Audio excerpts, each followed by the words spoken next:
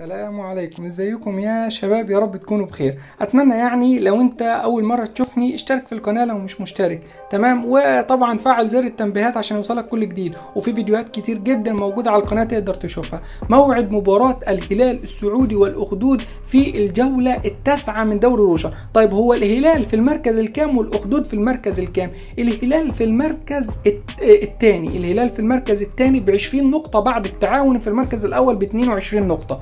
فالتعاون في المركز الاول ب 22 والهلال في المركز الثاني ب 20 نقطه. طبعا الاخدود في قاع الجدول في المركز ال 14 ب7 نقاط فقط. طيب الهلال هيلعب مباراه على استاد مدينه الامير هزلول بن عبد العزيز الرياضيه، والقنوات الناقله هي اس اس سبورت، والمعلق هو عبد الله المغربي. وقت المباراه يوم السبت 7/10/2023 الساعه 5 مساء بتوقيت مكه لو انت عايش في المملكه العربيه السعوديه، والساعه 6 بتوقيت القاهره لو انت عايش في الدنيا مصر، الساعة 6 بتوقيت مصر. اتمنى طبعا يعني ما تنساش تتوقع نتيجة المباراة وتعمل اشتراك في القناة لو انت مش مشترك. سلام.